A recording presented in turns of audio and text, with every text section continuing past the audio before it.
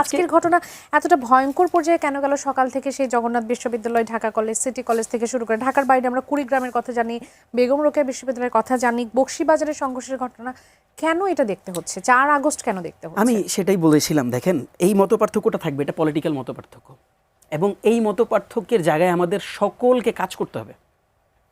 এখানে কাজ করা ছাড়া এটার উত্তরণের কোনো পথ নেই। এটা একটা পলিটিক্যাল কালচারের রূপ নিছে। When it is a culture, যখন এটা একটা রাজনৈতিক সংস্কৃতির অংশ, যেমন দেখেন বাংলাদেশের দীর্ঘদিন একটা রাজনৈতিক সংস্কৃতির অংশ ছিল হরতাল হইলে গাড়ি পোড়াইতে হইতো, নাইলে হরতাল সফল হইতো না, কিন্তু আপনি দেখছেন তো। কিন্তু দেখেন এবার আমরা বিরোধী দল হইলাম, আজকে 4 মাস। আমি আপনাকে নিশ্চিত রূপে বলতে পারি, আগের বিরোধী দলগুলোরে দেখেন, আগের বিরোধী দলের ওয়ান অ্যান্ড অনলি মোটিভ কি থাকতো? সরকার গঠন হওয়ার পর দিন থেকে ডিস্টারবেন্স ক্রিয়েট করা, ইমিডিয়েট পরের দিন 1 সপ্তাহের মধ্যে হরতাল হইতো। তো আমরা ওই কালচারাল চেঞ্জটা চাই। তার মানে কি আমরা তার বিরোধিতা করব না? আমরা কি বিদ্যুৎ নিয়ে সমালোচনা করছি না? আমরা কি গ্যাস নিয়ে সমালোচনা করছি না?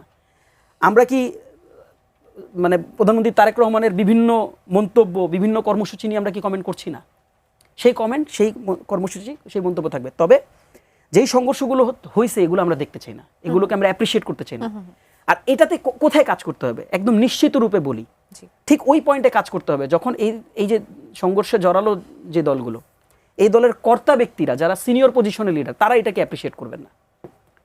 তারা অ্যাপ্রিসিয়েট না করলেই এই সংস্কৃতিটা ভাঙবে। তারা যদি এটা যদি তাদের ব্যক্তিগত পাওয়ার এক্সারসাইজের জায়গা হিসাবে চাওয়ার করাইতে চান, দেখাইতে চান যে this is how I am, this is my party is, তখন এটা এই সাংস্কৃতিক মানে এই যে কালচারাল যে চেঞ্জেসটা আসবে না।